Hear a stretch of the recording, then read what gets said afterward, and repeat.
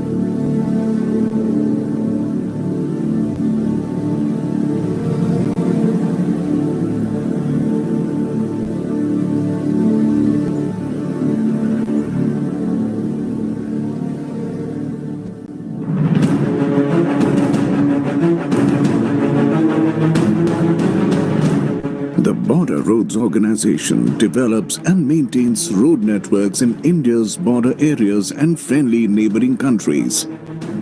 This pioneer national organization is fondly known as BRO. Was formed in 1960 by the Government of India. The sole motto of BRO is to provide road connectivity to meet the operational and strategic requirements of the armed forces in the border areas. The Army and General Reserve Engineering Force, GREF, provides the hard-working and tenacious manpower to BRO.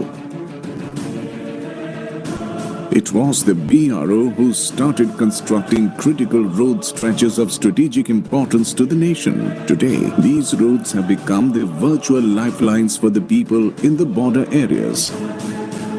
It may be the snow-clad mountains of the mighty Himalayas, dense forests of the northeast, hot, dusty sands of Rajasthan, or the thickly populated plains. BRO has always paved a successful way. BRO has added one more feather in its cap by constructing 19 airfields in the forward areas of the country. We will either find a way or make one, reflects the unconquerable spirit of the Border Roads Organization. To keep the major road arteries open in border areas, the BRO works persistently round the clock, clearing snow and landslides in the Himalayas. Roads are the very plasma of life in the states on our borders. BRO leaves no stone unturned to provide year-long connectivity, braving the wraths of nature.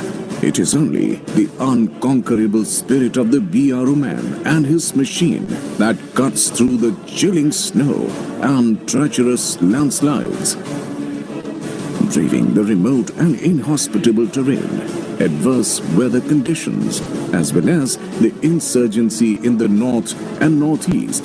The BRO has constructed more than 45,000 meters of permanent bridges. The BRO is amongst the first respondent to the cries of humanity. When the going gets tough, the BRO gets going. The government of India realized the enormous potential of roads in furthering our foreign policy and raised a dedicated BRO project in 1961 for our friendly neighboring country Bhutan. In order to fulfill its role, the BRO trains well and trains hard at the GREF Center, Pune. Every person donning the BRO emblem is forced through fire at the training center. The base workshops which keep the plant and equipment running are marvels of mechanical engineering. Headquarter DGBR, situated in Seema Sadak Bhavan in the national capital New Delhi, is the hub around which the BRO progresses, giving direction to the government objectives. BRO continues its pursuit of excellence through systematic modernization. New construction materials, technologies and equipments are regularly being incorporated in BRO to give it the desired momentum for further enhancing its potential.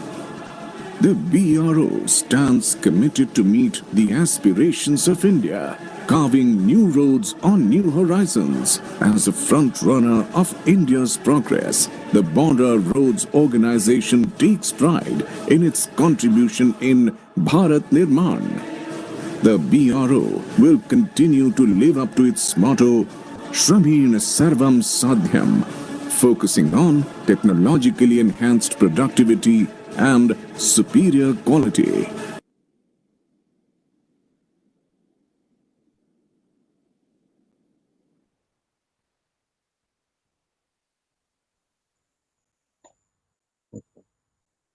Now we will have a presentation session. First presentation by Chief Engineer Atal Tunnel Rohtang. He will give the overview of Atal Tunnel and what are the construction difficulty faced during the work. Mr. K.P. Purushottam will deliver the presentation.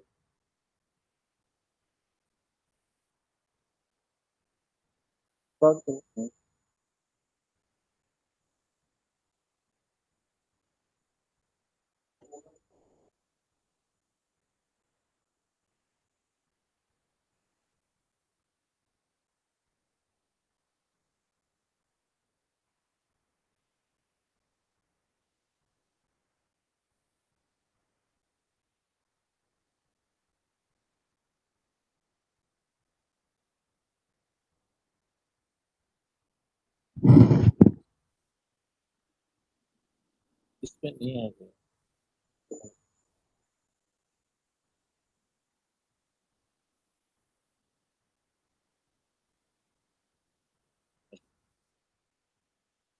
Good morning to everyone. I shall be giving an overview of Atal Tunnel Rohtang.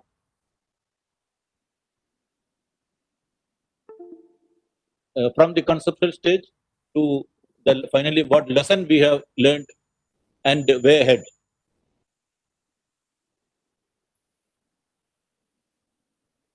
The idea of constructing the tunnel was conceived in the year 1983.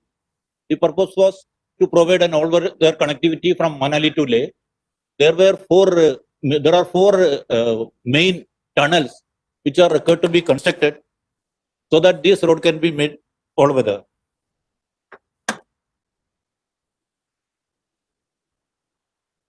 To provide this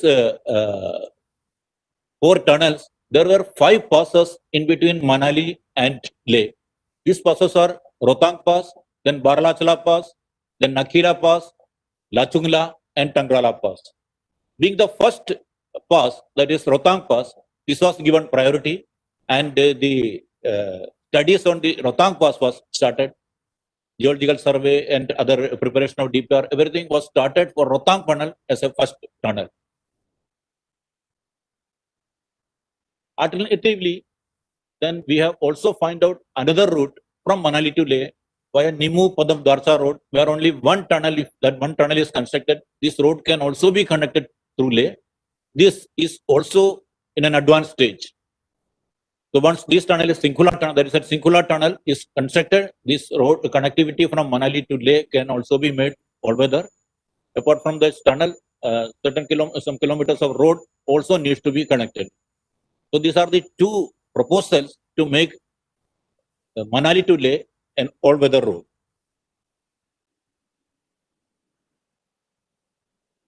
The sequence of events, as far as Rohtang tunnel is, Atal tunnel Rohtang is concerned, government has approved the development of Manali Sarchu Leh road as an all-weather road in the year 1983.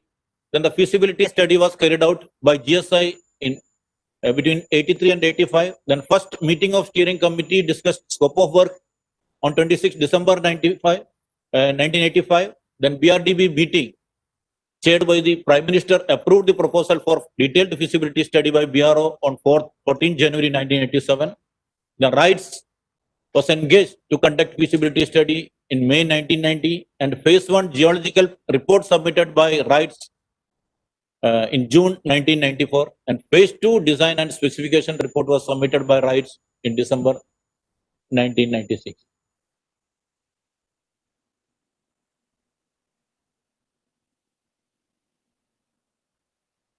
Ministry of Law has approved the tender documents in 2007, and technical bids were opened in February 2008. Commercial bids opened in June 2008, and draft TCS note sent to government in March 2009, and letter of acceptance was issued in favor of contractors Strabag and Afcon joint venture on 24 September 9, and laying of foundation stone was laid by Srimati Sonia Gandhi on 28 July 2010, and first blast work was commenced on 29 August 2010 in South Portal and North Portal on 4th October 2010. There were two portals from where work would be commenced.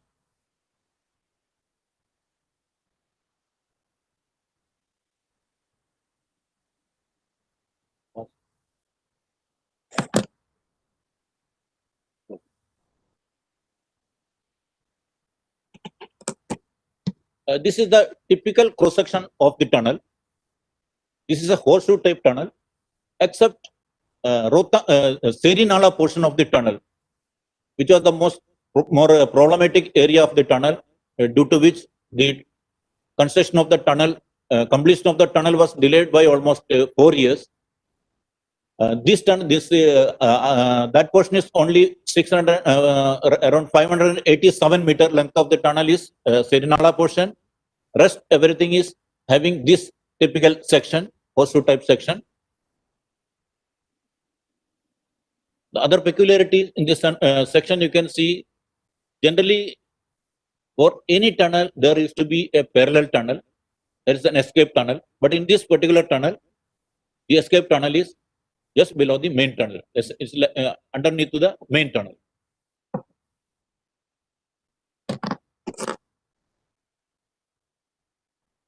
This is the typical section for the Serinala portion of the tunnel. This is a completely round shape, because round shape is the most stable section for a tunnel. Here, this is 587 meter is completely a shear zone. There's a heavy ingress of water, around 140 liters of water is to come out when the phase excavation was going on in this stretch of the area, in this stretch, and along with heavy muck flow. So this was the section provided in Serinala portion of the tunnel. Now coming to the salient features inside the tunnel, length of the tunnel is 9,020 meter. RL of the south portal is 3,060 meter or 10,040 feet. RL of the north portal 3,071 meter. Reduction in road length after constructing this tunnel is 46 kilometer, and there's a saving of around 4 to 5 hours time after the tunnel has came up. The type of the tunnel, as I told, it is single tube double tined horseshoe type tunnel. Then method of the construction carried out was drill and blast method with NATM technology. Then carriageway and footpath 10.5 meter is the overall width with 1 meter footpath on both sides, and center there is a median of 0.5 meter. Overhead clearance is 5.5 to 5 meter. Cross-sectional area of the tunnel is 75.9 square meter. The thickness of concrete final lining is 500 mm.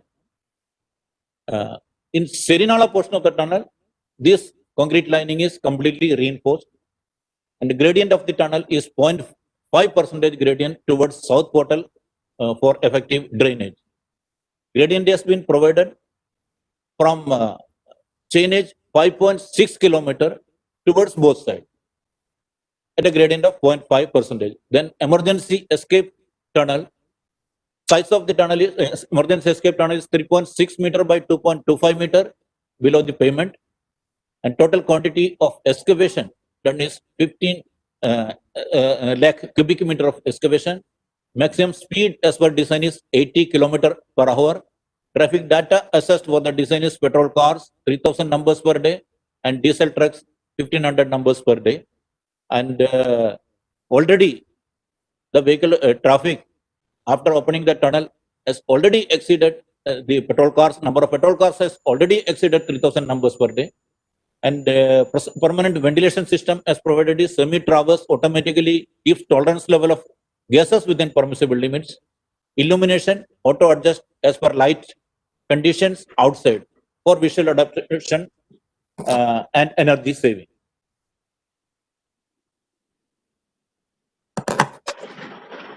The services provided in the tunnel entry barriers are provided at both portals of the tunnel. Telephones are provided at every 150 meter inside the tunnel. In case of any emergency, anybody can go to near to the telephone and you just press it. That will be attended by the personnel deployed in the control room of the tunnel. Fire hydrants are provided at every 75 meter. In case of fire, anybody can go and extinguish the fire. Water will be available throughout. Emergency exit are provided at every 500 meter. In case of any emergency situation, if somebody want to escape from the main tunnel, one can go inside the escape tunnel and go from there. One can go outside from both portals of the tunnel. Turning cavern provided at every 2.2 kilometer. This is provided to in case any vehicle want to turn after traveling certain distance. Then the turning cavern is provided at every 2.2 kilometer.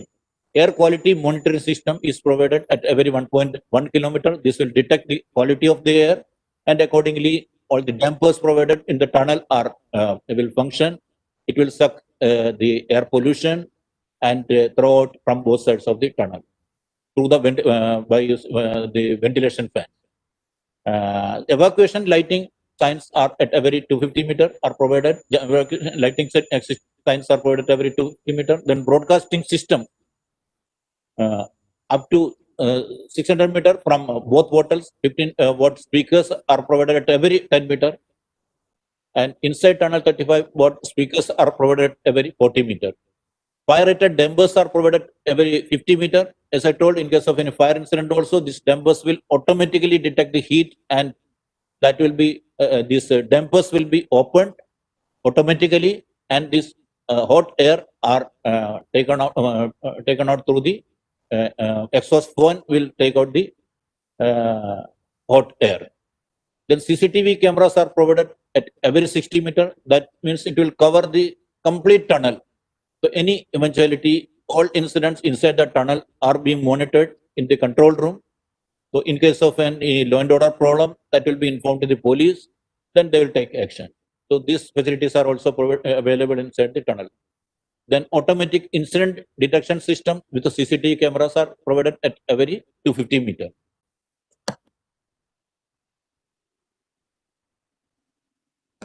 As compared to any other tunnels, the particular peculiarity is with this tunnel are construction was possible only through two portals, out of which one portal used to be closed, that is north portal used to be closed every 6 months in a year. Then alignment crossing below Glacier Lake. That was a difficult situation. Heavy snow accumulation was there. Then overburden. It was very high. Overburden was approximately 2 kilometers. Construction through crystalline thrust and varying geology difference from a predicted rock was experienced. So the supporting system what was provided in the design was entirely different when we started excavating the tunnel. One of the largest cross section. This is tunnel is having one of the largest cross section. You all know when the cross section area increases, the problem also increases. Excessive deformation and complex supporting system was visible, especially in the Serinala portion of the tunnel. Deformation was even more than 1 meter. So that was one of the biggest problem. And certain other areas, there were rock busting. There also excessive deformation was found out. But however, we have managed to find out solution and we could move ahead. Emergency exit tunnel built underneath the main tunnel. This is the only tunnel in India where the exit tunnel is below the main tunnel. Then geopolitical linkage. Lahore and Spiti. This tunnel is connecting two districts of Himachal Pradesh. One is Kullu district, the second is Lahore and Spiti. Lahore and Spiti used to cut off almost 6 to 7 months in a year. And for them, in case of any emergency, there was no way to go out. Even if helicopter used to be provided sometimes, but because of the bad weather, helicopter also cannot go to the Lahore and Spiti. So after this tunnel has now come up, it is a very big relief to people of Lahore and Spiti. Then state-of-art tunnel having all modern facilities. As I told, the facilities available within the tunnel. All the facilities are modern facilities are available within this tunnel.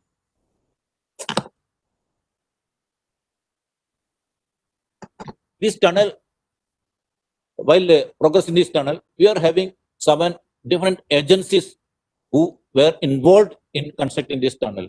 The main agents, the employer is the DGBR, and the representative of DGBR is the Chief Engineer Project Rohtang Tunnel, who was to supervise all the work. Then the designer for this tunnel was SMEC, Snow Mountaineering Engineering Consultancy, in Australian firm. Then the contractor for the civil works was Strabag and Afcon joint venture. Strabag is an Austrian company. As you all know, Austria is the most advanced country as far as tunneling is concerned. And there is to be, for all the designs, there is to be a proof consultant, that is 3G Biotech. Then as far as electrical and mechanical works are concerned, in them the contractor is Savronic. Then the engineer for the E&M works is SMEC. Similarly, the engineer for the civil work is D2 ICT joint venture. So these are all the agencies involved while executing this tunnel.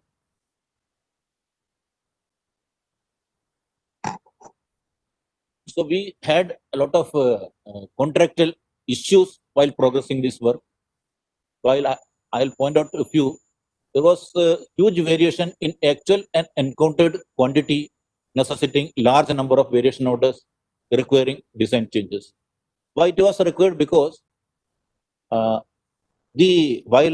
preparing the DPR, generally we are supposed to carry out geotechnical investigation. But in this case, it was almost impossible. It was not accessible to go above the mountain and carry out the geotechnical investigation. So only very limited investigation was possible. That was done nearly at both portals and at Serinala portion of the tunnel.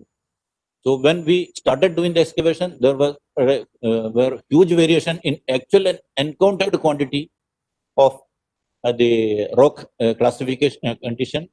So many variation orders were required to be initiated on progressing the work. The unexpected Serinala problem has led to stoppage of work, resulted into many claims by contractor and even threatened to leave the project due to financial crisis. Serinala portion, as I told, this was the most problematic area as far as this tunnel was concerned.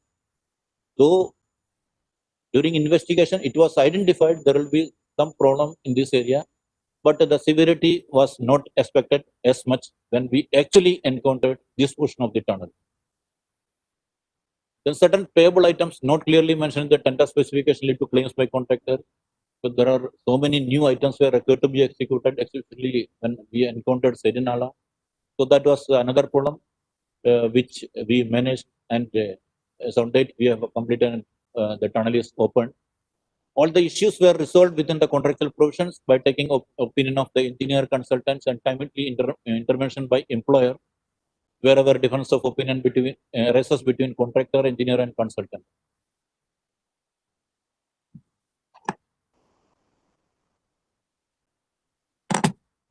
Lesson learned from this tunnel is the exploration of geological and geotechnical conditions should be done in details to avoid any problems during construction. I have already explained about this. The tunneling is a very complex, and the experience and availability of suitable manpower of the successful bidder shall be clinically verified before awarding the job. The works of slope protection of the cutting near portals should have been taken right in the beginning of the project. So we had a delay in doing slope stabilization at the portal side because of certain practical reasons during the execution. So this is another lesson. This project is successful because of the implementation of contract management as per FIDIC Red Book 1999. The FIDIC condition of the Red Book of 1919 is very flexible. And latest FIDIC Emerald Book is also there. This is more improvement over this FIDIC condition. So we should follow this our recommendation. We should follow FIDIC condition Emerald Book 2019 in future contracts with item rate. So there will be a lot of flexibility in this because in tunnel and underground excavation, there are so many uncertainties. If you just follow the original item rate contract, there can be a lot of disputes in future. So this most of the dispute is can be resolved with the inbuilt condition of the FIDIC condition.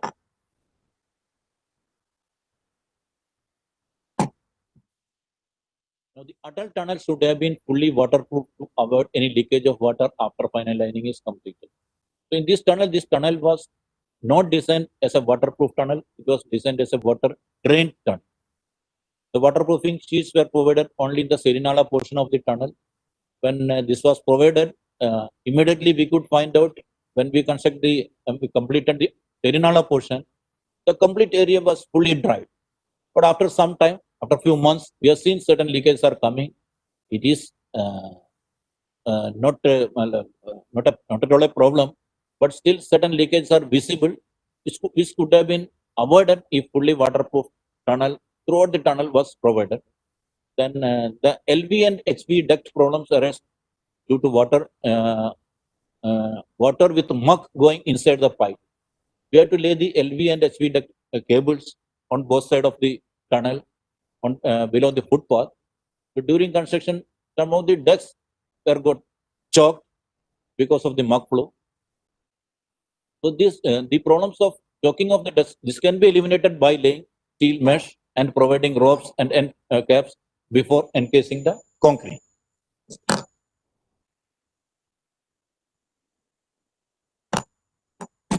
So these are the experience we have gained, and in detail, the next presenters will be giving the technical details about while the problem faced while we progress the work on the tunnel.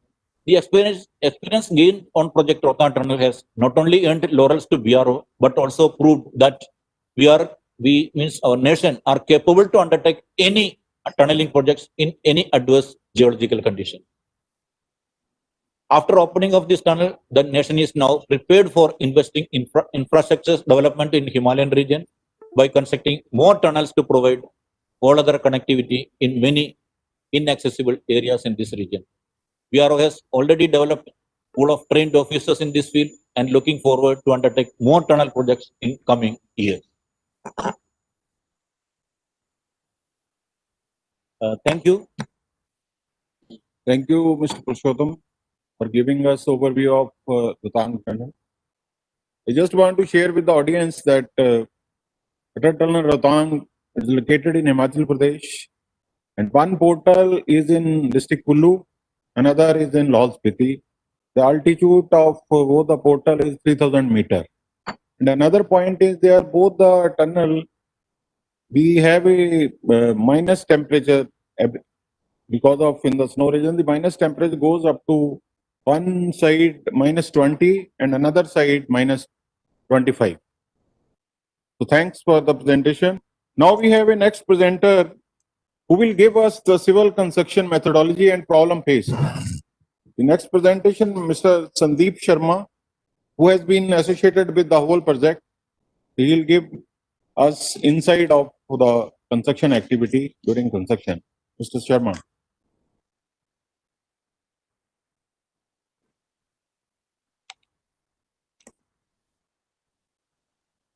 Thank you, sir. Very good morning. And on behalf of AFCONS and STRAVAG, I would like to thank the Border Road Organization for providing this opportunity to us to showcase the difficulties and the challenges that we have faced during execution of the project. So moving on to the presentation, I would be showcasing the critical challenges that we have faced during execution of the project. The geographical location of the project, as you already know, is in Himachal Pradesh. It is in the between the two districts of Kullu and Lahore Spiti. Lahore Spiti was actually cut off from the mainland for 6 months due to the treacherous Rohtang Pass. So the tunnel now has provided the opportunity for the people of Lahore to stay connected. It has reduced the distance by 46 kilometers of the snow-capped mountain. Now, if we see the maximum overburden that we faced during execution was 1908 meters, which is quite a huge, which induced quite a lot of stresses while execution of the tunnel.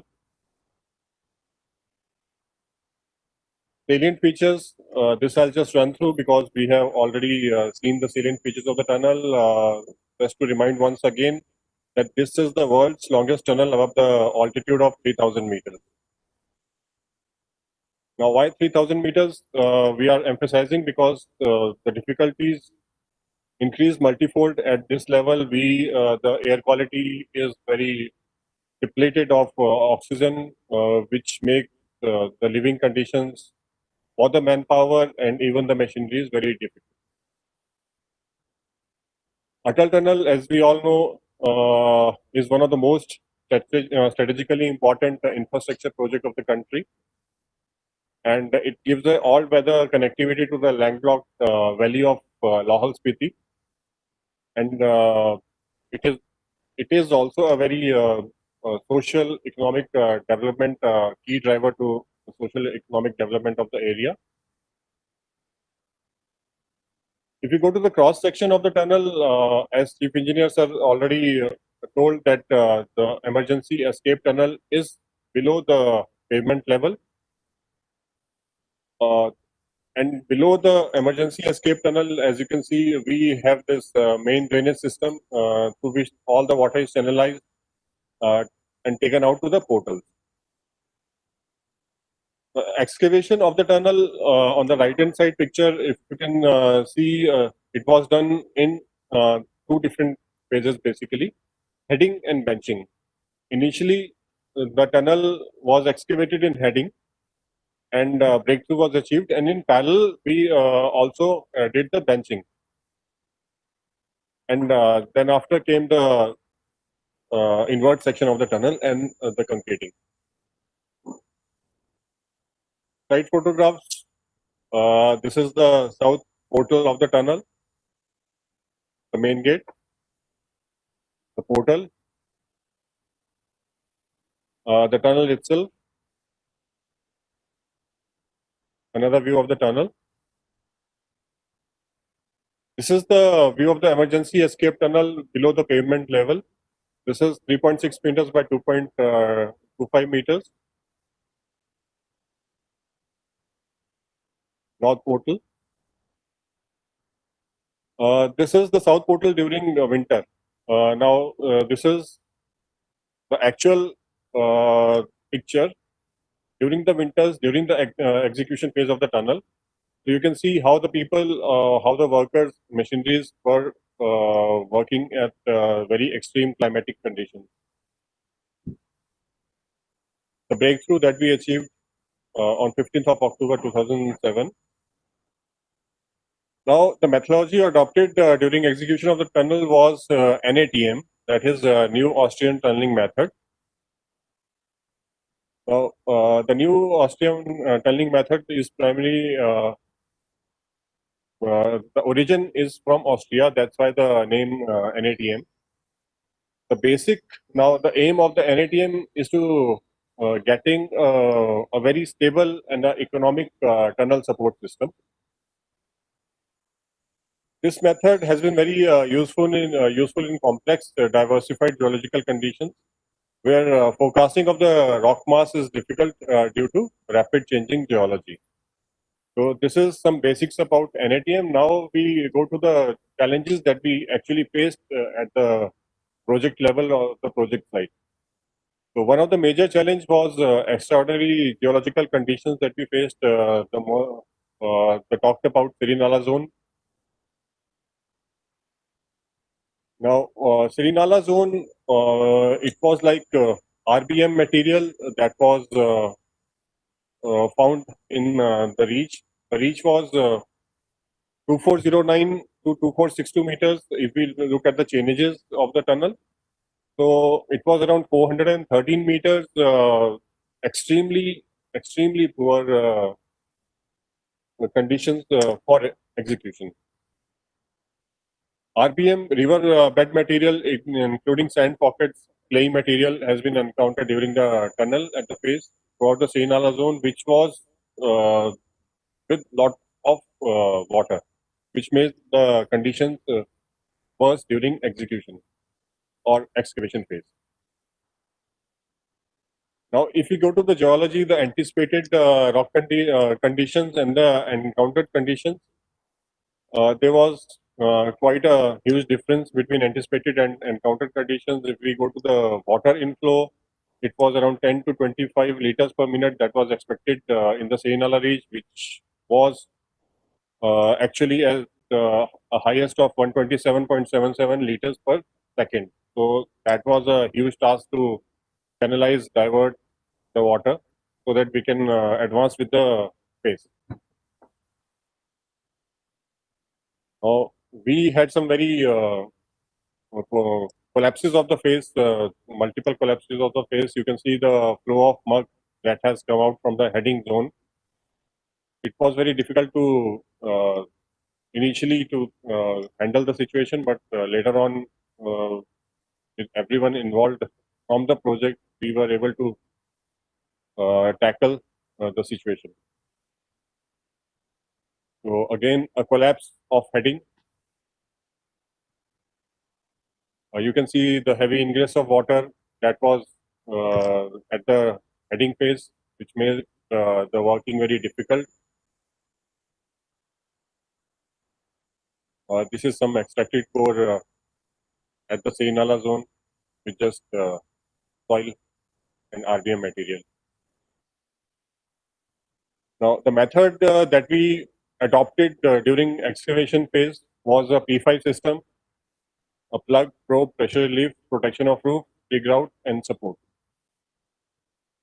Now, when the face is excavated to stop the flow of ground material, the face was required to be plugged with sand bags and then often covered with a thick layer of sprayed shortcut over it, so that the face, the flowing face was stabilized. And then probing was done. Probe hole was done at the face. Now, what a probe hole does is it gives the prediction about the strata that we are going to encounter in the face. Face drilling is started by one hole and at 10 o'clock, 2 o'clock position. And we can even have more probe holes as desired during the excavation phase. A pressure relief was done of these holes. That is the water that was also channelized through these pressure relief holes. Protection of roof that was done after it. That is with pipe proofing, and re-grout and support was done in the pipe proofing itself. Now, various methods were adopted during execution of the heading. That is central pilot drift system, side drift method that I'll be covering up in the next slide, and double layer pipe proofing system. So finally, we succeeded with the double layer pipe proofing system, which was with skin to skin pipe proofing.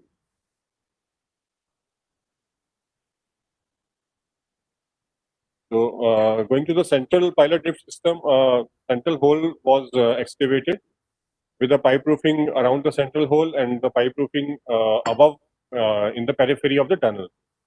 But as you can see, the flow of muck was also coming from the central pilot hole. So we were not getting much area in the central pilot hole to have our machineries in. So it was not very successful kind of a system. Now, in this system, initial pilot hole was drilled first, and then the excavation of the tunnel was carried out. It was like 6 meters or 8 meters pilot hole, and then the side excavation. After this, we came up with the side drift excavation method, in which one side was excavated, supported with all the supports, and then the other side was taken up. This was done to reduce the cross section of the tunnel, and the support system was provided accordingly.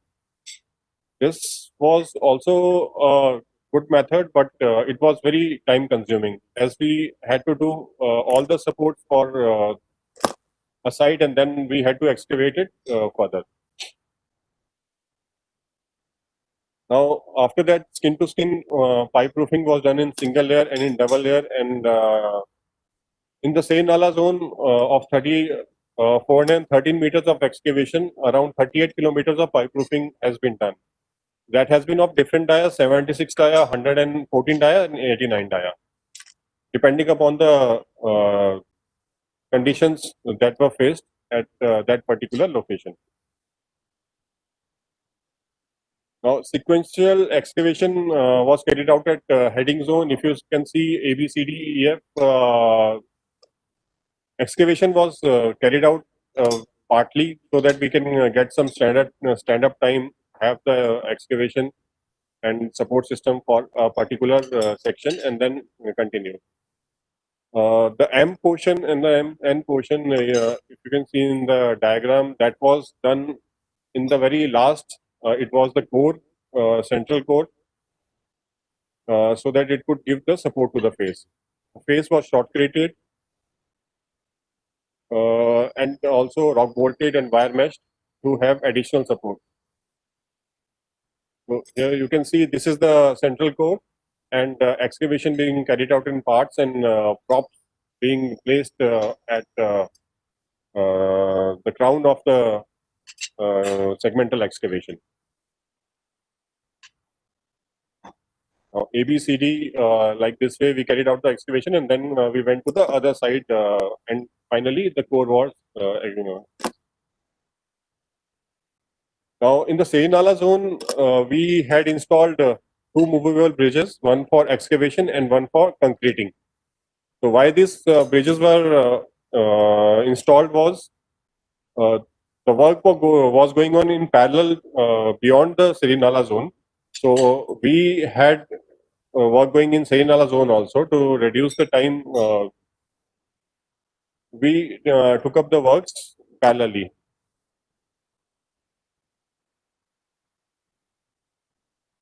Waterproofing in Serenala zone, that was done with membrane waterproofing with a PVC waterproofing membrane, and the water was channelized into the main drain that runs below the 80 pavement level. These were the challenges that we faced due to extreme extreme geological conditions. Now we had some also challenges due to adverse weather conditions, as the temperature was very low during the winter season, and the work that was going for 12 months in the south portal during excavation. So storage of material since sand and aggregate, that was all under the snow in the winter. So we had the dome sheds. If you can see in the left hand side, the dome shed, we used to store sand and aggregate in the dome shed for winter period, and we used to do concreting taking those. Cement storage, plastic pallets, tarpaulins, etc. was used so that there is no moisture, or to avoid moisture. Then admixtures were stored in specially made cabins with heating system so that they do not freeze. Patching of the concrete, that was a big issue. Patching at a very low temperature. So a Polymatic heating system was introduced and used at both the portals south and north. Now, what a Polymatic heating system does is it heats the water that is used for mixing of concrete. Apart from that, it also gives us steam that is passed through the aggregates, so that any freezing of the aggregate, that is removed. The conveyor belts, they were covered with this plastic covering, so that no snow is mixed or rainwater is mixed during the movement of aggregates to the bins. Transit mixtures during winter, they were first washed with hot waters to reduce and maintain the temperature of the concrete, required temperature of that concrete. Now, this is on the right side, you can see the Polymatic heating system that was used at the batching plant. It is a very useful system for producing quality concrete at very low temperatures. Apart from challenges with concrete, we also had some logistic challenges during execution due to this extremely cold climatic conditions. Since South Portal was, we were working at South Portal for the entire year, and moving to the South Portal was a big issue. There were around 13 avalanche zones or most light prone points from Solang Valley to the South Portal. So we had to mitigate our travel and movement of machinery or manpower in that area, so that no eventualities are there due to avalanche. And I will also like to add that these sub-zero temperature had adverse effect on characteristics and performance of various material and equipment. And also the manpower planning had to be done at every level, especially retaining of the manpower, may it be workers or the engineering staff. That was very difficult at this location. So a lot of facilities were provided. A centralized heating system was there to the workers' accommodation and staff accommodation in the office at the South Portal and North Portal. Avalanche study and risk management. This was done. We had a team of highly experienced people who used to forecast avalanche and give us travel advisory. Advanced equipments were used and provided to the people who were traveling. Berry box, Rico chips, they were given to the people, so that if anyone is struck in the avalanche or in the snow during the winter season, he can be very easily recovered. So this is our team doing the snow study and avalanche prediction. Even At the Solang barrier, we had installed this warning signals or the avalanche danger, low, moderate, considerable, and based on this, the movement of traffic was done. Emergency evacuation, even choppers were used when the people were stuck up at North Portal during winters due to snow at Rohtang Pass. This was before the opening of the Rohtang Tunnel. Temporary avalanche gallery, this was constructed during the execution phase because again this area is prone to avalanche, and if avalanche comes and people are working inside and the mouth is stuck, then it would be very difficult to evacuate them. So a temporary avalanche gallery was constructed, and you can see a avalanche that has been mitigated by the temporary avalanche gallery and provided safe working conditions inside the tunnel during winter. Snow cleaning that had been done from Solang to the portal, that is around 11-12 kilometers regularly during the construction phase. These are the tracking devices used to evacuate the man or manpower stuck in the snow. Specialized training that were given by the rescue team and the doctors to all the workers at site, general do don'ts that had been circulated. Snow chains were used and snow tires were used in the vehicles to have a very safe movement. So this is all that we had done in the Rohtang Tunnel for the mitigation of challenging condition, that is, let it be extremely geological condition, extreme geological condition, or extreme weather conditions. And that's it from us. Thank you very much. Thank you, Mr. Sharma, for sharing the challenges faced during the construction. I just want to share with the audience that the approach road to this tunnel, 13 kilometer, is a lot of snowfall. So we had carried out special study by SASE, with a snow and avalanche establishment at Chandigarh, who had given the avalanche prone sites, and we had designed the snow gallery for those locations. That was also a major task to approach the tunnel location. We are also building a tunnel in eastern side, around 2.2 kilometer. Incidentally, the portal of that tunnel is going to be higher than Rohtang tunnel. Rohtang tunnel portal height is 3000 meter, and those tunnel height is portal height is around 3900 meter. That is a Sela tunnel. We approach road from Tezpur to Tawang. Incidentally, the pass is also higher than the Rohtang pass. So to have the some tips for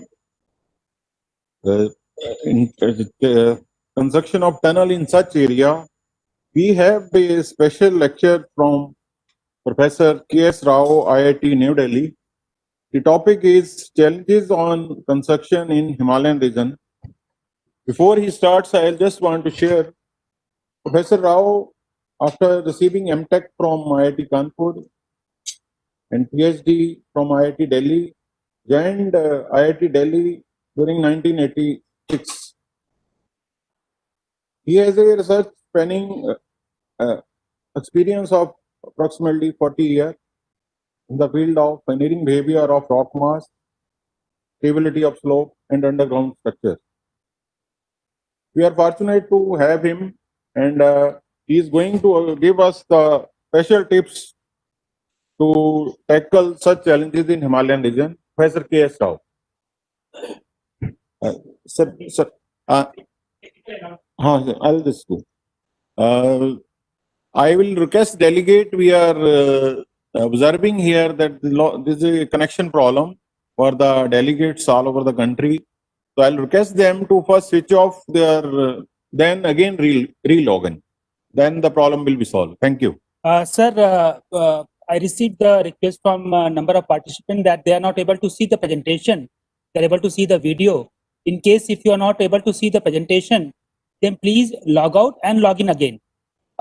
This will happen only once the presentation will be loaded. We are going to load the presentation. So in case if you are not able to see the presentation, log out and log in again. Thank you. Professor Rao to give his presentation. Thank you. Thank you, Chairman Saab, for the nice words. And yeah. And my compliments to both the speakers. So they have very elaborately dealt the different activities of the Serena, the Atal tunnel, and how they have really executed the,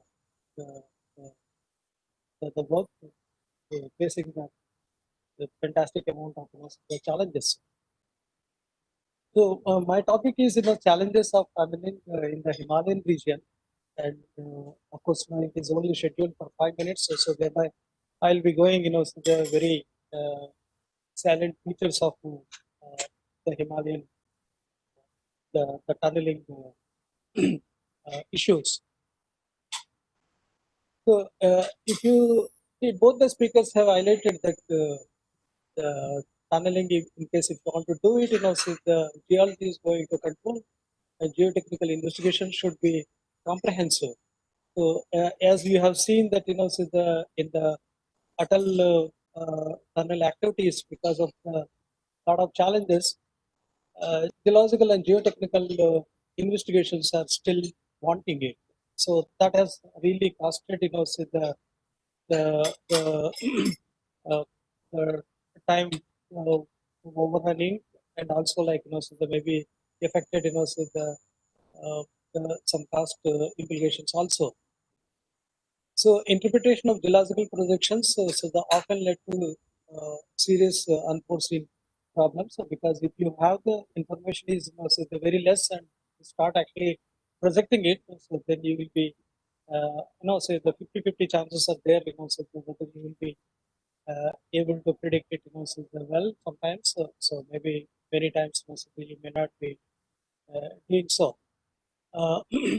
So if you see it, so the Himalayas, so we know it, the age of the Earth is, say 5,500 billion years, and almost 5,300 million years. So the Earth is so together. So if you see the topmost diagram, so that is one single, all continents are actually together, and they started actually breaking up. So the as latest as so the 200 billion or so. So the present position is so in the bottom diagram says that so you have the oceans are interspersed so along with the continents. So this is what we call is so the continental drift. Continents are actually drifting. They are not actually they are not say constant. If you see this almost 145 million years is captured say in few seconds. Can you recognize the India cut off say from the South Africa, and attacking the Eurasian plate, so getting plugged into the Eurasian plate? So imagine that so the amount of force that will be generated say when two continents are actually colliding, and what type of so the result you will be getting. So the best thing is so the like a gigantic so the mountains say coming into picture. Let's see, like say this is the ocean bottoms. So we think that the ocean bottoms are common quite, but it is not. So the real activity is actually happening at the middle of the ocean bottoms. That is where actually the earth is getting punctured. So that is what actually the giving the movement to the continents so that to getting drifted. So you see the broken lines so they are the major faults which are actually there in most of so the ocean, the oceans. That is what actually the resulted so the creating of Himalayas. So the central diagram so if you see it, the two continents are colliding it, so thereby the mountains are actually the raising it. So India is subducting it. India is so the going below the Eurasian plate, and of course so the giving a huge so the complex mountains. So the right bottom diagram, so if you see it, so that is where what actually gives you the cross section of the Himalayas. So you have the Shivalik mountains, and then so followed by the lesser Himalayas. Then you have the middle Himalayas. So all these Himalayan mountains are so the faulted with large number of so the shear zones. So the MBT main boundary thrust and the main central thrust, so they are running almost 3,000 kilometers from the west to the east, and across the Himalayas. So there are so many transverse, so the faults as well are there. The left side, so the triangle part of India is getting drifted towards the north, and so while doing so, so the getting straighted, and almost so the getting oriented, north south direction, and got plugged, so into the erosion plate. So the boundary is what so the Himalayan mountains. When two continents are colliding it, and you will be knowing it, so what is the result of it? Not only the raising the mountains, but also like so the full of so the shear zones and major fault systems are there. So the continental boundaries, if you see, say the zigzag lines which are actually there, so there are in some locations the collision is taking place. In other locations, say uh, the, the the tension is actually happening. It so there will be the breaking away. So the tension cracks as well as so the compression is what actually the creating different variety of features, so on the globe. So Himalayas, as I said, that so it is because of the compression. So the two continents are colliding it. So one continent is going, so below the other one. So thereby a huge thick mass of the mountains, so they are getting accumulated. It is not that so the mountains are happened once for all, but so this compression is keep actually happening it, and so that is the reason why so the Himalayas are known as tectonic uh, uh, activity.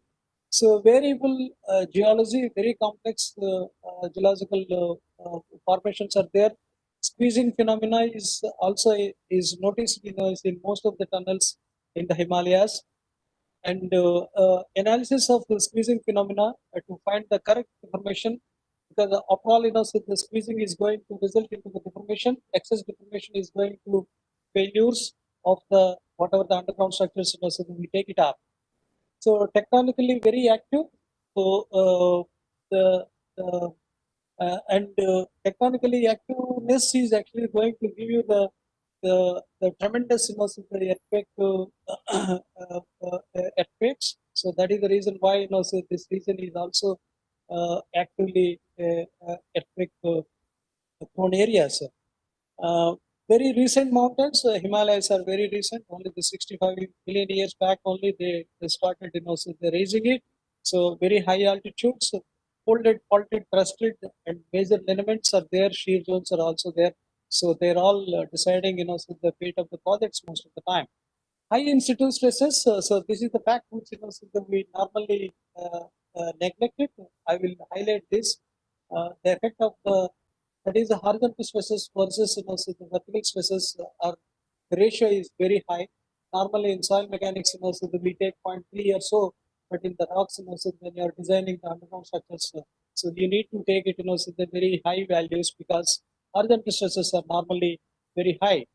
What type of rock formations do you have? So you have the shales, schist, phyllites, the gneisses, and of course, so the sandstones, limestones, dolomites, quartzites, and with a lot of so the volcanic intrusions. If you see the phyllites, schists, and gneisses and slates, so they are highly anisotropic. So there are so the entrapped paleo channels are there. So that is one of the reasons so the why most of our tunnels gets so the this water seepages, squeezing, the creeping, and the rock burst, and the stress relieving phenomena. So they are often experienced. Also, like so the noxious gases, so the geothermal springs are there. So as I said, the seismically active zone. So the 4 and 5, so that is what actually designated as per the Indian code. So the intense river and glacial systems are there. So they are continuously carving the Himalayas. So this is the the transverse as well as so the longitudinal section. So as you know, several more than so the 5,000 highway projects have been constructed, and roads and railway projects are coming, and the Atal tunnel is so the one of the major uh, major activity that has been so the, took place.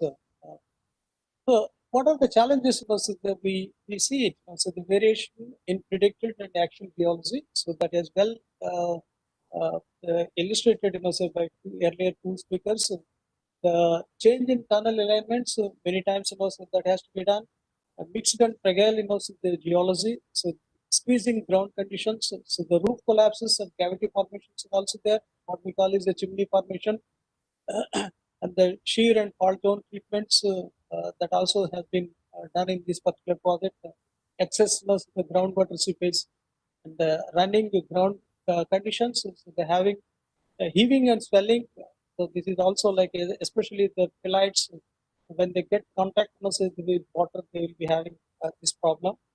And rock bursting is quite opposite. Like when we say that a lot of fractures are there, so that means when you have the fractures, stresses will get released.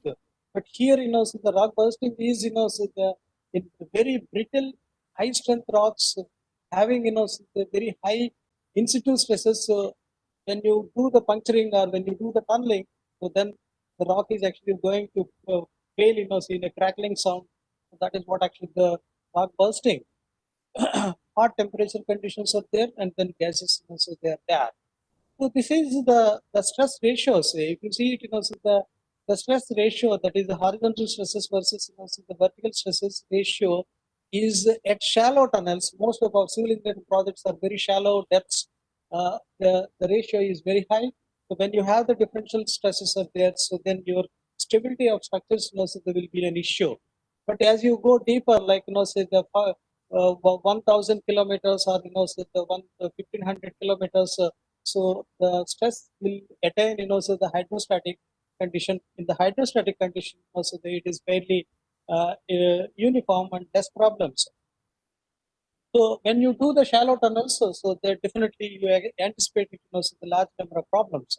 So if you see the first left diagram, so the block and wedges, because you have the joints are there, and when you cut the tunnel, so you will be always, so the getting the wedges forming. Wedges are sliding, and if you can actually fix those wedges, so then the rest of the profile is going to be safe. That is what actually we do it, so with the short feet or the rock bolting in our daily activities.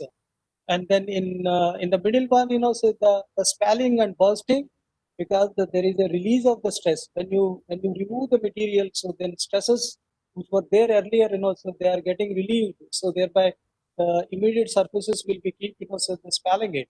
Squeezing is another phenomena. So it's a very soft formations when they are subjected uh, to the sideways. So the diagram is very clearly indicating that the stress concentrations, so the side walls, so thereby the tunnel is actually going to get squeezed. So this is Rohtang tunnel. So as has been so the presented, what you have the schist, phyllites, quadrates, and quadratic, quadrate phyllites, and of course the intrusions with the megmatites, igneous pipes. So south portal, the north portal, and south portal, so it's a highly eroded, and then you do have so the Serena sitting on the top, so thereby huge amount of so the seepage is so we have seen. And this tunnel, so we have experimented where else, so you will be finding it, so the squeezing conditions. So there are several squeezing models are actually available, theoretical, analytical, and experimental, so the deformation monitoring available. So when we did the analysis, so along the chain is in some places, so you have the severe squeezing, and so in other places, so you have the mild squeezing is there. These can be anticipated, so the much before the tunnel really initiated, because if you have the detailed geological and geotechnical properties, so you will be able to do the modeling and then able to find which are the areas where you will be getting it, so the such type of conditions. The another important activity is the phyllites are the these are all actually anisotropic rock mechanics point of view. If you see it, so they are anisotropic rocks. The quartzite schist, chloride schist, quad mica schist, biotite schist, and most of these rocks, so we did the experimentation. So the strength is not constant, so the direction to direction, so the strength is quite varying it. You don't know, so the how the rock formation is delineating, so in the face. Sometimes, so the same rock is very stable, but in other orientations, so the rock is not good. So these are, of course, so I don't spend time on this. There are the lot of effort required, so that to do the studies because of the anisotropy, and very carefully the specimens, so will be prepared. And if you are not actually when while preparing it, the sample will become, so the very slices, and a large number of, so the tensile stress, strength tests, and as well as, so the compression and the traction tests, so they have been carried out to understand, say, this material. So now let us see the problems point of view. So the squeezing, I said that, so it happens in the poor rock mass. High in situ stresses, they are also available, and resulting into the high deformability and low shear strength. The material is, so is having very low shear strength because you have the phyllites are there. So, and also so in the presence of water, you will be having the problem. So you can see that, so the right side, the diagram, so weak rocks under the high stresses may lead to the squeezing ground conditions, resulting the damage and the failure. And next day when you go, so after the freshly cut, so your side walls and the crown is actually going to crash. And then the left side diagram is, so is for the rock bursting it, strong brittle rock with high in situ stresses if they are there. So this type of, so the even all the steel ribs and everything will be actually thrown out.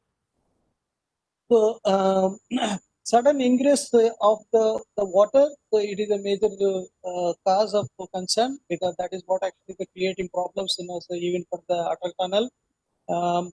It is not any new, so the Himalayan tunnels, they do have, because there are paleo entrapped river beds, so in the formations, when you do the puncturing it, say that water is actually going to come out. So this is, so the typical example for the flowing ground. So your face is completely collapsing it. It is a sugar cube type of, so the material, very finest material, granular material. But then, so the endlessly that keep coming, so they along the water. So this is known as, say, flowing ground conditions. How do you stop it? How do you, so the earlier the construction, so the presentation was excellently, they have demonstrated, so that to hold the face, if the face is actually collapsing, it was you are stranded. So then we do have this, so the type of conditions where you can see the, so the steel ribs. It is not for the Atal tunnel, so but it is, so the case of the railway tunnel in Katra region. So at the top is, so the huge cavity is formed, and then making the tunnel, so the unstable water ingress is a major.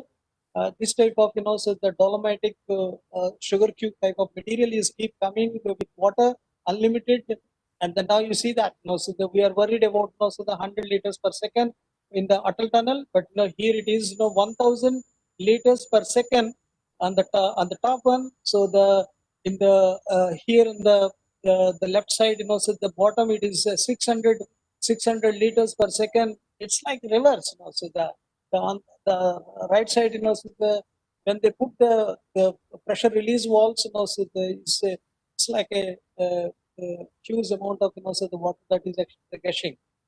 Normally in rock mechanics, what we do is, so we observe the geotechnical and the geological field work. We did a lot of scanline surveys, so through the drifts, so through the boreholes, through any other means, the field surveys, etc. So that information we will be using it, so that to make into classification systems. Everybody is, so the familiar rock mass rating armor or the Q system, especially for the tunnels. and also like, so the GSA systems, these are the three extensively used systems, which will be used, so to classify the rock conditions, and then thereby, so one can do the design, like, so what is the type of support system is actually required in different combinations. So tunnel construction methods is already in the Himalayas. The mechanical drilling and cutting is, so the most of the time, because most of the time, so this formations are very soft. Drill and blast is, so they extensively used, that is very effective, and most of the tunnels, so they are being built, so they are through the drill and blast. Then, of course, the shields and tunnel boring machines, EPBMs, for the soil, and the tunnel boring machines, so for that, very rarely used, and more failures than, so the success. So thereby, we are stamping that, so the TBMs cannot be, so they used in Himalayan terrain. But I don't agree, because any TBM selection is a very long run process. You need, so that to define so many parameters about the strata conditions. If we have, say those strata conditions, so they're very well established, so the TBM is not a problem, so in the Himalayan region. So drill and blast definitely, so that traditionally that is being used, but, so that don't count, don't, so the discount, so the TBMs, because that is the future, so the so then, as pointed out earlier, so the new Austrian tunneling method, especially when seeping conditions and very soft formations are there, so we use the NATM. So NATM is invariably, so they use this is nothing but, so as you see, you proceed, so as you see, you as you see means, so not only with your own eyes, but you will be using a lot of instrumentation, and you see the monitor the instrument, the tunnel already excavated, and then, so you try to predict it, so what is suitable to you. You are prepared for everything, like your military, any type of eventuality, you are you are prepared. So that is what actually the NATO philosophy is. What are the support systems? It's a very simple support system. Most of the underground structures are, you use the some bolts with different spacings, or the shotcrete, so the 100 mm, or, say 50 mm. As soon as you cut, so the fresh surface, you put, so the 50 mm or 100 mm, so the shotcrete. Most of the time, so we neglect this. We just only cut it, and then, so the another agency will come, so to install the support systems. By the time rock is already, the damage is already done to that. So thereby, whenever you do the projects, please, your support system plan should be immediately. It should actually the start, so as you start actually cutting it. If you do that, so the stresses will not be released, and, so you will be saving a lot. Wire mesh is, so the very simple, along with the shotcrete, so we use it. Largest girders, so is a part of the NATM, and then normally, so the rock bolts are that, depending upon, so this is all purely analytical solutions. So you can calculate how many bolts, what diameter, what length, and so what you are doing it by putting the bolts, nothing. You are creating a compressor zone, so along the opening, so thereby it is, so they're getting stable. The second one is, so you have the shotcrete, so you put a thin liner, so that will actually protect that. This is the NATM philosophy. It is not a method, but it is, so the concept of philosophy. What it means is, so you try to mobilize the strength which is available in the rock. Rock is harder material. When we can do the projects in soil, so why can't we do it, so the project in the rock, even if it is fractured? Only thing is, so you should actually restrict the movement. So that is what actually the shotcrete or bolt is actually doing it. So thereby inherent, so the strength what is there, so in the rock, whose strength को आप जगा रहे हैं. So thereby the rock is becoming, so the very good. So these are the different variety of bolts are there, grouted bolts, mechanically anchored bolts, etc. They can be used for different lengths, and these are the, so some sort of, so in the weak rock masses, rock conditions, so that you can use some amount of, so the flexibility. So so this is what already, so the spoken about, so for polling and the other pipe roofing. So you put it at 10 degrees, say inclination, 20 meters, so you and grout it. You are creating a artificial canopy. So thereby you can go forward with your drilling operation. So a huge amount of pipes, so they are inserted there. So that is actually creating a roof, a temporary roof. So thereby you can proceed. So stage by stage, so you need to do it, say that. Yeah, this is, so I wanted to comment. So effective drainage, as it's been told that, so the Atal tunnel is, is a freely draining tunnel. So that means whatever the water which is actually going to be, you will definitely protect it. It is designed that way. So that the water will get collected, so in the bottom below the egress tunnel, and also on the sides, so you have the membranes and other things, so they are placed, so below the Serena layer. So you collect that water and then, the take away. If you won't collect it, so what is going to, you are creating it, so the additional pressure. So that pressure is actually going to come onto the tunnel lining. So thereby, unless it is properly designed, so then the lining is going to get affected. So these two methods, so that is the waterproofing against the pressurized tunnel. So like you make it tub, that is for the dry tunnels. So that is not what, most of the Himalayan tunnels are done. The second one, the solution to release the groundwater pressure by the drains. So sufficient drains have been created into the system. So if the continuous drainage is actually taking place, so then there's no issue.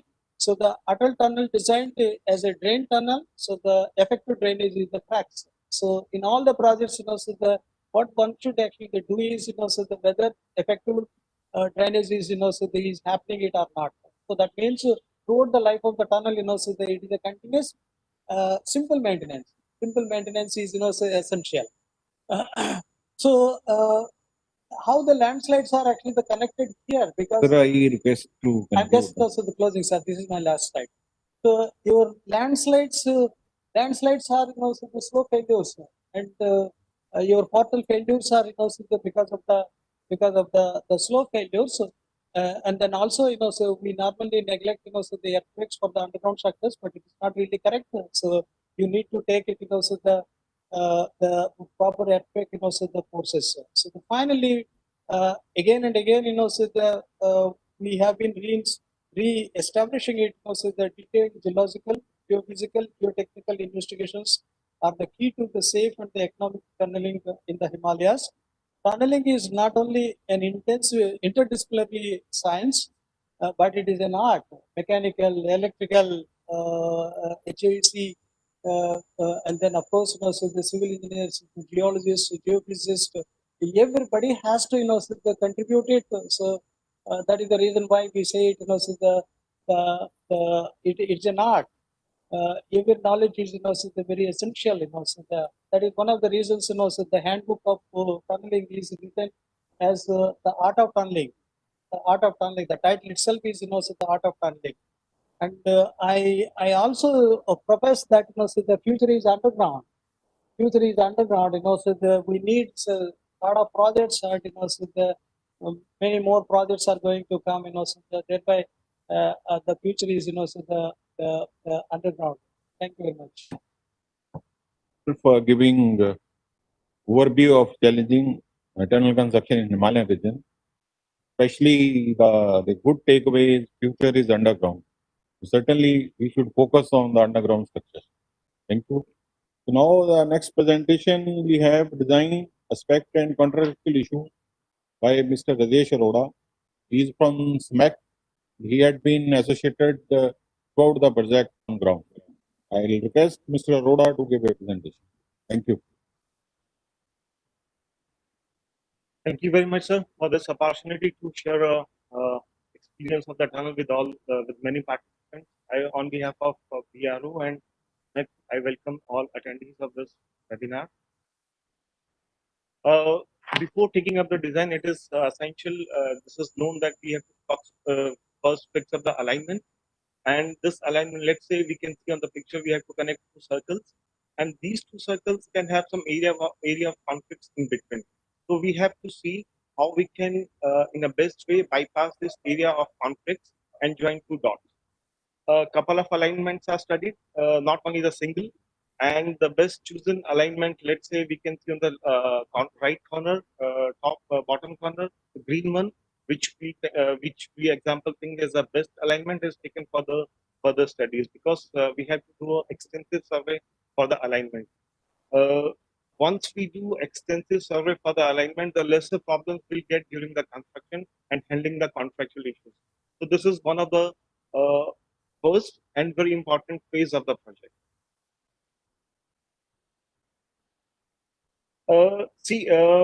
For designs, we of course have to consider the laws and regulations from the government. The laws and the regulations, of course, very much influence the construction method and the specification of the project. Let's say, if I'm not allowed to lower the groundwater table, then I have to make a watertight tunnel instead of drain tunnel, as we have done in the Rohtang, in the Atal tunnel, because in Atal tunnel there was no regulations to that we cannot lower the groundwater table. Groundwater table we cannot lower in case of we have some agricultural land on the alignment, or some structures, important structures on the alignment, then we are not allowed to do the draining of the tunnel. So then we have to make a groundwater watertight tunnel. And also the construction method, because whether I can choose for the drill and blast or whether I can do the TBM, this also depends sometimes on the laws of the government, because if blasting is not allowed, then I have to choose the TBM, and if blasting is allowed, then I'm a bit flexible for choosing the construction method, apart from the geological features also. Environmental aspects are to be given a good regard, because this is the important element for taking a project. And any built up area on the alignment, let's say we have important structures or population is sitting on the alignment, then I have to place something in this aspect also. Portal structure, this was also addressed by Professor Rao also, because generally we need portal structures to accommodate the ventilation system or some installations required for operation of the tunnel. For the ventilation lighting, we have to keep the diesel generators. So we need certain amount of space in front of the tunnel, and this requires to create a area, and this requires to cut the slope, and cutting the slope can bring some instability. So this is also an important aspect while picking up the alignment or of the project. Accessibility of the project, total location, yes, this also have to be seen. Once I finalize the alignment, then I have to prepare the risk map. What could be my risk? What all could be my risk if I choose this alignment? And I also have to make the recommendation of what could be my construction methods after the tender is floated. A relative cost of different alignments are compared, and the best optimum alignment is chosen for the design.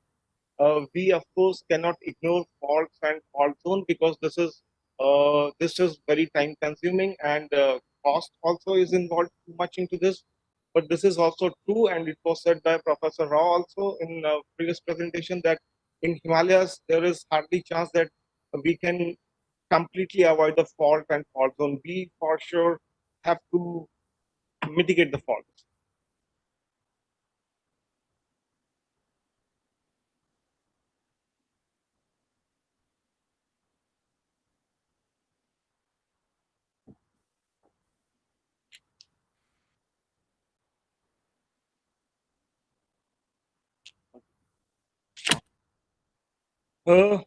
Hazards also, risk or hazards, same thing. We have to foresee what type of hazards I can get during the construction of tunnel. And how do I this? Before taking up the design, I prepare a horizontal section at tunnel floor level, uh, apart from the longitudinal section, because getting a horizontal section and the longitudinal section both together will give a three-dimensional view for designing the tunnel in a proper way. I get more and more information to this. For this, I can also make on the alignment, I can make a grid of 500 meters by 500 meters. And this square, I want to study for giving a final design to the tunnel. Trust me, good design will have a lesser problem during the execution. So I have to put more and more emphasis while doing the design of the tunnel. Key parameters are defined, likewise the cohesion, friction, the strength of the rock mass, which is the Young's modulus, the Poisson ratio, These all factors are to be considered while designing a tunnel. And also, whatever we make during the investigation stage, we for sure will have an uncertainty during the execution. And these uncertainties, unlike in building, I can make some assessment of the loads and I can design my structure. And the design engineer not required to go to site for the daily execution. But in the tunnels, I think so the designer have to go to the tunnel on daily basis and see whether my design is behaving in a way I thought or not. And next thing is information reliability, because there are many things which the project is consists of many phases, right from pre-feasibility to the final design and construction. So there are many people involved in between these phases. So if many people bring the information to the desk to make a final design. So if I get something wrong information, I will lead to the wrong decision or wrong design. So this is very much important. Whatever information I have on desk, I have to make sure whether this is correct or this is wrong. So I may have to make some kind cross checks about the information which I have on my desk. This we have covered this. I said earlier that if we have something based upon the hazard assessment in the tunnel, I will try to see whether I can mitigate these hazards or not. Every engineering project will, of course, will have a hazard. We cannot avoid the hazards, and every engineering solution has to design for the hazards. So best is I have to see whether I can mitigate these hazards or not.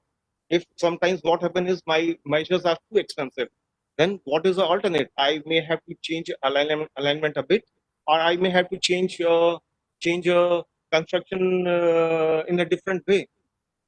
And how I design the tunnel is done in the tunnel design. The behavior of tunnel is seen with the unsupported system, because if I know the tunnel how it behaves without the support, then only I can design the support system. This is the horizontal layout of Atal Tunnel Rohtang. Atal Tunnel Rohtang is 9 kilometers long. It's known. There are five curves in the tunnel. Two are at the entry and two are at the exit, and one is on the, let's say, 1/3 from the south portal. So this curve was having a Serena also, whether no influence on the alignment, but Serena was crossing into the curve, although there was no influence with this curve on the Serena.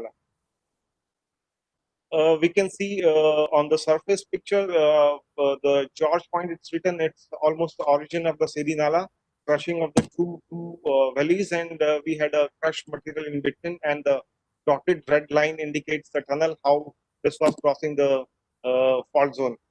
From the picture, this looks dry, but it was having a water. It was taken in the probably in the winters. Satellite image of Seri Nala fault zone. And the red bold line indicates tunnel was crossing below the Seri Nala. It was 300 meters below the surface. The tunnel was 300 meters below the surface. Well, some system, how the design of the tunnel is taken or how it was done in Atal Tunnel. Based upon all the information from geology, which means lithology, which I get from the outcrops, I get from the information for Geological Survey of India map sheets and aerial surveys, and from the boreholes, I prepare a geological model, and some geomechanically relevant properties are assigned to this. I can take the core samples to the laboratory and make some tests, which is Young's modulus, cohesion, friction, all that parameters which I can get from the laboratory test. These are clubbed, and then I prepare a ground type, because the same features or same type of ground I would like to make categorize the ground. Sometimes I cannot make 9 kilometers or 9,000 sections, so I may have to categorize some ground types. And once I am ready with the ground type, there are the influencing factor. The groundwater is an influencing factor, because this can bring instability more or less. I don't know what we will encounter during construction. So this is an influencing factor. The stresses is not on, we can calculate from the height of the mountain sitting on the tunnel. It is not only the amount of stress, but it is the vertical stress and horizontal stress, and orientation of vertical and horizontal stress. So this also influenced a lot in the tunnel excavation and stability of the rock mass.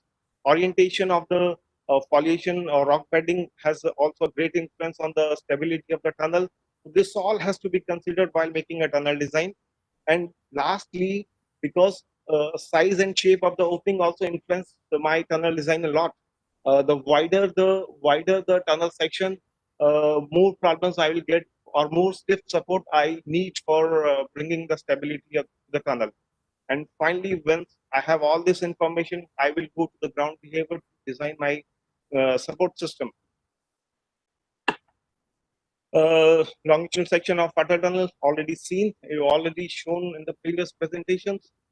Peak was 2 kilometers and Serena was having 300 meters overburden. Satellite image of Atal tunnel peak we can see on the vertical column. It was 2 kilometers. Stress was around 34 MPa. We calculate from the amount of overburden. Some mechanical properties. The important is what we have to note here in this key parameter is I can check the properties of the intact rock. Let's say phyllite. I know the Young's modulus or UCS of the phyllite, but but in reality in the ground I will have a discontinuity into the rock intact rock. So this discontinuity will reduce the strength of the rock to 4-5 times down. So what I'm more interested to know is the strength of the rock mass instead of the intact rock. So this is important factor for me to design a support system. In the tunnel, we are not we should not design the no one is designing with the rock bolts and shortcut that we can bring the stability to the tunnel. We of course have to consider the rock mass which itself take lot of loads from the mountain. So combination of rock support with the strength of rock mass gives a better design and economical design.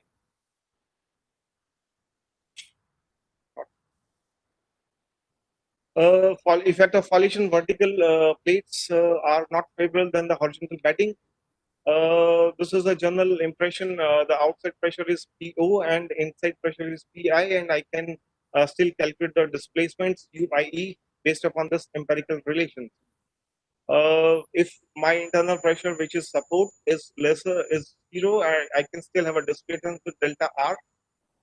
And if my internal pressure with the support is lesser to the outside press, then I'll get some troubles and displacement can be calculated on this empirical relations below. And this is a drawing which is for rock class 1. When we have a good rock condition, this looks like something like this. Shorter bolts, thin layer of shortcut. And on reality, the picture shows like this.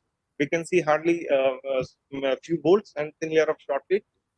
But when the rock quality deteriorates, I can have a bolts which is almost equal to the tunnel diameter and the thick shortcut lining. And on reality, it looks something like this. Rock bolt like stars. This is when we have a good rock, we can have a good advancement rate of 8 meters, 10 meters, and when we have a deterioration in rock quality, then the advancement rate will drop down to 1.6 to 1 meters. Typically, 11 type of failure modes are considered for the tunnel design, but in reality, we can have a combination of 1, 2, or 3 whatsoever. So this is done on the observational approach. In Rohtang Atal tunnel, we had 2 failures. One is shearing and buckling. We can see the foliations are inclined on the tunnel, and on the crown area where the plates were touching to the perimeter of tunnel are overstressed and are getting cracked. So if we can see on the reality, it was something like this. We had a crack on the crown area. This is shear and buckling failure. And if again one more pick, and if the support is insufficient, we can have such failure, and it is a picture from Atal tunnel.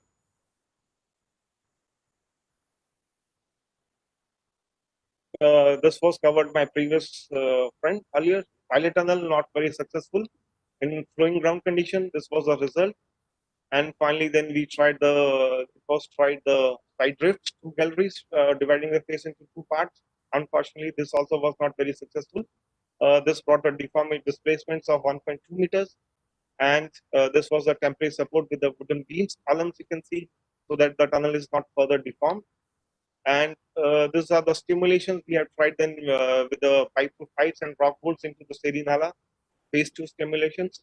We can see a lot of displacements. With the rock bolts, we have a bit less displacements. And the important thing in such ground conditions is we need for sure need the closed ring. We also need a temporary invert in the bottom also in the shortcut lining, not only on the ground area but also on the floor. So this brings helps lot in terms of stability. We can see on the bottom we have laid the shortcut shell. This helps in the stability of the tunnel. Double row pipe to pipe, panel excavation already covered. So this was one of the good method which was adopted in Atal tunnel. Not on this was from the technical sides. The last thing is a small message. Not only the proper design, but the proper contract is also required to make a project successful. If there are a couple of projects, item rate, contract, lump sum, cost plus fee, design build. These are some of the projects, and FIDIC is one of the options which can be adopted for the tunneling project, because FIDIC is understood by all the international contractors, employers. Many people have worked into this, so these are a couple of type of FIDIC books. What we have done in Atal Tunnel is the FIDIC Red Book.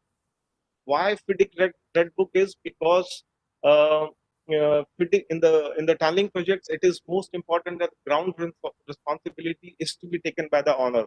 Owner is in ground since many years, and he knows much more information about the ground. So contractor who is coming in a short time if he takes a ground risk, I think so. This is not very successful in the tunneling projects, especially in Himalayas. What is not addressed in FIDIC is now it is added is initially it was not there. There were some stoppages in the project, and for this contractor has some indirect cost expenses. So this was not considered earlier, but now this is considered in FIDIC Red Book. And what I believe is the contract should also have some sort of flexibility on to address some sort of uncertainties. These uncertainties are are well addressed in Austrian Standard P 203, and I believe if FIDIC in combination of 2203 is adopted, I think so this should solve many of the problems. But also this is also a fact that whatsoever contract we opt, we cannot say this will not bring any disputes during the construction. Any contract mode, any type of investigation will have uncertainties and disputes to be resolved. So experience and the knowledge will lead to the successful completion of the project. Thank you very much. Thank you, Mr. Rajesh. We can see from his presentation that we can avoid the risk if we have a detailed investigation. So that means detailed investigation is the key factor before starting any tunnel. So next presentation is the EM works construction methodology and problem faced by Sri Jalchin Devji. So I'll request him to stick to 15 minutes. And in addition to, I would like to inform delegates that we will have a question hour after Mr. Jalchi's presentation. There's another presentation. Then we will have a question for half an hour. They can be ready with their question, then we'll discuss. So I'll request Mr. Jalchin to give the presentation, but 15 minutes only. So thank you very much, and greetings to all listeners. So our presentation is consisting of three sections. First one is the description of the systems, and second one is the construction methodology, and the third one is the issues that we have faced. So to give a brief description of the systems, we can divide all electromechanical works into subsystems, and these also can be grouped as three different sets. First one is the target systems. These are the systems that have a specific purpose for the safety, operational maintenance of the tunnel. For example, tunnel ventilation system can be given as an example in this scope. Facilitating systems are the systems that enable the operation or enable the functioning of these target systems and others, like power supply distribution systems, which give the supply for systems like tunnel ventilation to operate. And the last one is monitoring and control systems, which are giving us remote and automatic control over these systems and sensing, remote sensing. So one of the three critical systems will be little given in detail here. One is the tunnel ventilation system. So we have a PR-based design, and it is also verified by CFD analysis. Also, in addition to that, we had a PipeNet software reiterative calculation done. And we had a heat release rate of 30 megawatt considered, which is equivalent to a heavy goods vehicle as per PRCAN and FDA. We have adopted semi-transverse ventilation system and fans in exhaust mode only. So these are important as such that fans being in exhaust mode operation only helps us in case of a fire. We don't need to reverse the fans because in the event of a fire, fans are only expected to be running in exhaust. So 250 degrees, 2 hours, fire rated equipment, cabling, and all the provisions are kept. And also we have the automation support with the help of air quality monitoring sensors and near heat detection system inputs. So further on this, we have at each portal we have ventilation buildings. In each of them, we have three numbers of axial fans, 630 kilowatts each. These are two duty and one standby. We have 356 motorized dampers, sets of two numbers at every 50 meters. Hydraulic tunnel door at north portal, which is giving us some longitudinal ventilation capability. And we have a structural exhaust duct above the main tunnel. So as in the next slide, we can get into more details. As you see, as described already earlier, tunnel is consisting of three parts. The uppermost part is the ventilation duct, which we use for extraction of polluted air. The mid-section is the tunnel, the main tube, which is the main tunnel where we are having the traffic movement. And on the bottom is the egress tunnel for emergency purpose. On the right side top, you see the axial fans, which are only doing exhaust heat to extract the polluted air from the ventilation duct. These dampers, 356 number of dampers we have inside the tunnel, by manipulating which ones we keep open and which ones we keep closed, we can select the point of extraction from the main tunnel to this long ventilation duct. And as you see in this example, the opening is done at the almost center of the tunnel. There is air movement from south to north from the south portal and north to south towards the south from the north portal. These are joining at the midsection of the tunnel, and from this section extraction is happening. So one other key system is the fire hydrant system. We have a water-based firefighting system in the tunnel, and also FM200 gas-based fire suppression system in the electrical rooms, since the water cannot be used in these locations. Our main this fire hydrant system has two ring mains, one from the tunnel's 5600 meters change towards north and 5600 meters change towards south. So this water is pressurized at 7 bars minimum, and we have a 2 kiloton kiloliter 200,000 liter water tank, which is located at 5600 meters change, which is the highest elevation within the tunnel.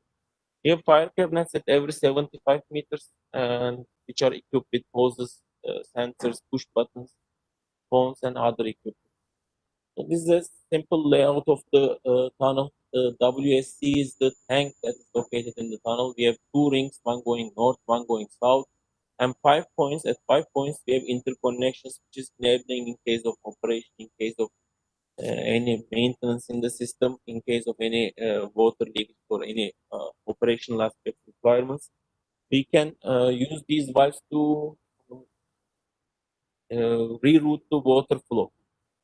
So the system is designed with worst case scenarios like multiple failures, so that the 7 bar pressurization is not dropped beyond. So tunnel lighting system is also one of the critical safety aspect points for the safe traffic operation. We have designed the system based on CIE 88 2004. In addition to that, we had basically this standard gives us a curve definition, but will be defined based on the parameters of each and every specific tunnel by measurements or by other methods which are used. So based on this design, a specific zone-wise system is devised. In the case of Atal Tunnel, we had two threshold zones at the immediate entrance, four transition zones, and two interior zones, which are covering 95% of the tunnel length. So these 6 zones plus 2 zones, 8 zones are enabling that we are able to gradually reduce the lighting level in comparison to the outside, so that the drivers entering the tunnel do not have tunnel vision effect and they can drive safe. So LED luminaries are used, and we have adaptable and dimmable lighting arrangement. So in addition, we have some other key systems which will be briefly described. We have a foam suppression system for the main tunnel drainage is connected to pits for collection of oil and pollutants at the portals. In the event of for a possible event of a fire in these oil pits, we have a foam suppression system which is putting off the fires, detecting and putting off the fires automatically in these pits. In addition to that, we have an egress tunnel ventilation system, which is keeping the emergency egress tunnel positively pressurized at all times, so that even in the event of an emergency in the main tunnel, polluted air, smokes, toxic gas does not enter to the egress tunnel, keeping it breathable air quality under any circumstance. In addition, we have tunnel radio rebroadcasting system and emergency warning system, which we can club. One is tunnel radio system is over the radio system, and emergency warning system over the loudspeakers installed inside the tunnel are enabling to broadcast press and talk and pre-recorded messages, which is very useful in the event of an emergency when there is an operator overload. These messages can be any kind of message, can be automatically broadcasted, like urging people to evacuate the tunnel without losing any time. One other system is CCTV, which through cameras installed at every 60 meters throughout the tunnel without a blind spot, giving us view of entire tunnel and portals. And traffic and advisory signs are also for the cases of emergency or normal traffic flow, giving us the communication means to the motorists on driving speed or any other messages, written messages that can be displayed on these boards, which are installed at every 250 meters. So telephone system is our one bidirectional communication or full duplex communication system with the phones installed at every 150 meters in the tunnel. Any motorist or the operation and maintenance staff can communicate directly with the control center. So facilitating systems, these are the more or less common systems in all industry-wide, that depending on the parameters of other systems. Medium voltage and low voltage system I would like to briefly describe. The power supply availability in such a remote location is very important. In this aspect, we have diesel generators, two MVA diesel generators at each portal, and we have a substation approximately 2 kilometers from South Portal, which is also housing another 4 MVA total diesel generator sets. So in addition to that, we have distribution line redundancies and panel redundancies and source redundancies from both portals. We have the HPCP supply, which is in which we aim to achieve the maximum power supply availability. So monitoring and control SCADA system is another key point. What we have control rooms at south and north portals. We have a PLC based SCADA system built on PLC. It is consisting of a client server architecture, and it's a layered architecture to mitigate the single failure to reflect to all other components. And we are using a modular structure with a self-watchdog to detect and prevent failures, again, the spread of failures. And redundant ring network is used. Basically, we have two ring structures with the cables distributed over separate tubes, so that we don't expect any complete network failure under plausible conditions. So, what is SCADA system's importance is that we have thousands, up to 10,000 data points. These data are collected, summarized, and presented in a meaningful manner.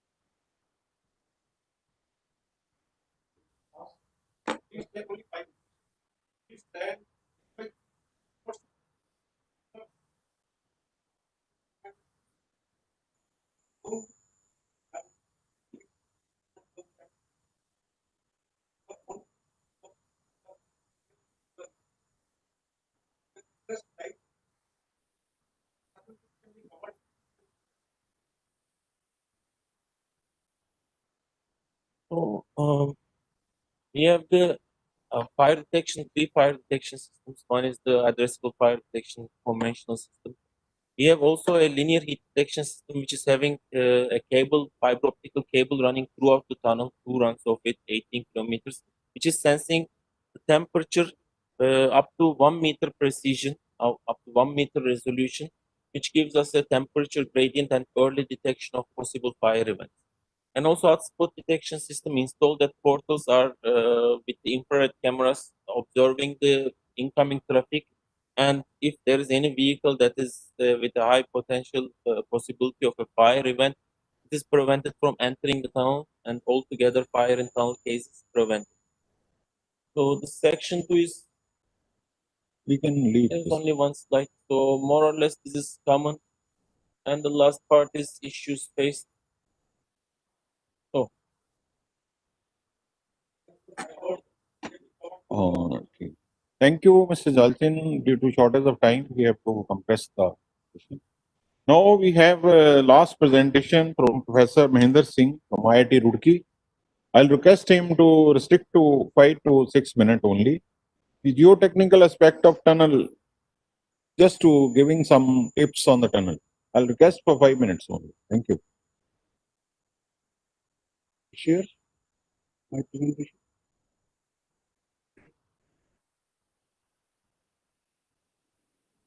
Okay, thank you, sir. So at the outset, my compliments to the designers and the field engineers. As rightly pointed out by the Honorable Minister, that academics and the field engineers or the field experience, they have to come together. So we are from the academic side, and I have focused my lecture or the talk basically for my young friends, the students who are listening to maybe the rock mechanics term even for the first time. So I'm going to talk about the geotechnical aspects in tunnel, and maybe I'll be completing it within 5 minutes.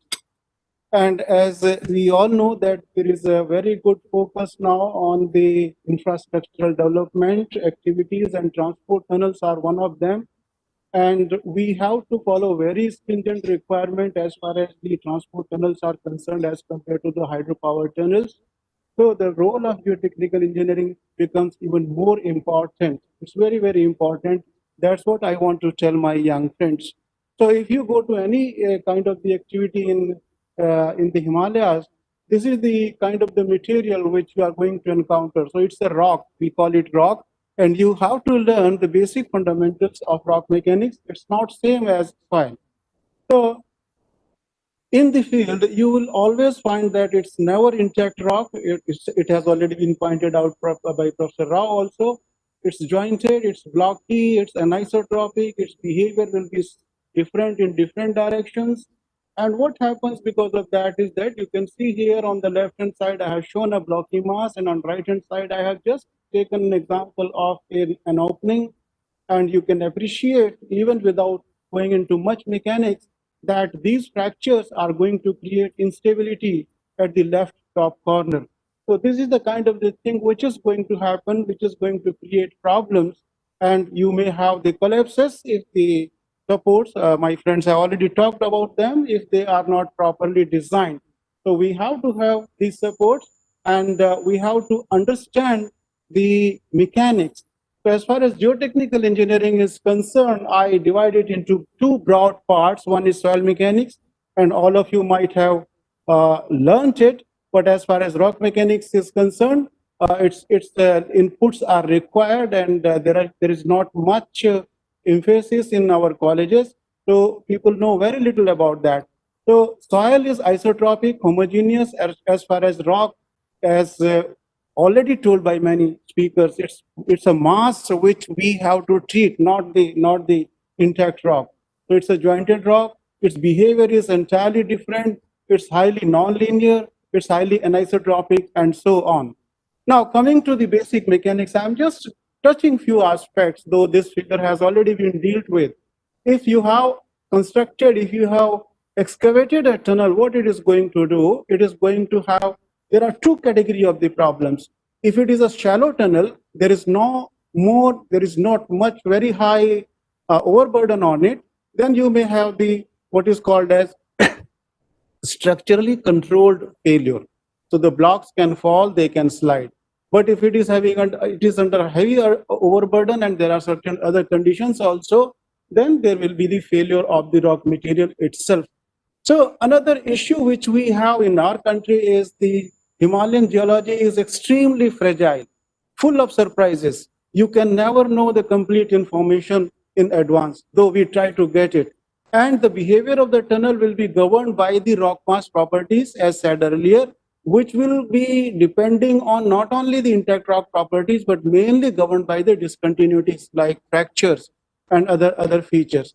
So some of the challenges which you are going to talk as or going to discuss as a geotechnical engineering will be what are the stresses around the tunnel, what is the rock mass strength, how you can determine it, what is the effect of confinement, what is the tunnel closure, is the closure is too high that it becomes a squeezing problem, and so on. So there are a lot of investigations which we do, a lot of characterization, classification, etc., etc. You have to have the full understanding of the structural features, in which direction the tunnel is going, in which direction the structural features are dipping, their dip and dip directions, because all these matter a lot when you design the tunnels.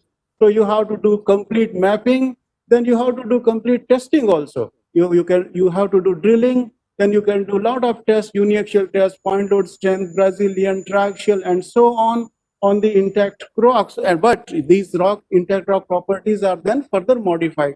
So this is another diagram which gives you a well-known stress strain curve, etc. You get the Young's modulus and all that.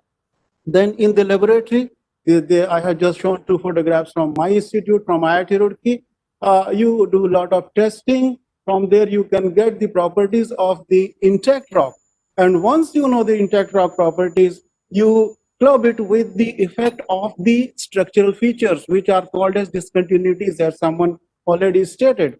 And then what you get is the rock mass property. Once you get this rock mass property, that you put in the design. So this particular figure has already been explained that there are supports, and that supports are providing some pressure from internal side, and there is load from outside. So you have to have a combination. You have to understand this interaction between the support and the rock mass. And finally, you have to design it in such a way that the support should be very economical. It should not be too flexible. It should not be too stiff. It should not be too early. It should not be too delayed.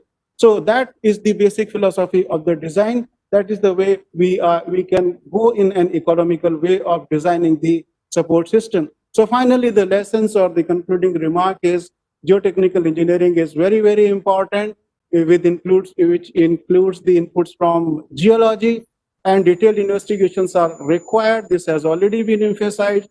Otherwise, we can incur very heavy cost implications and time overrun. So with this, I think I'm able to give you a brief idea about this particular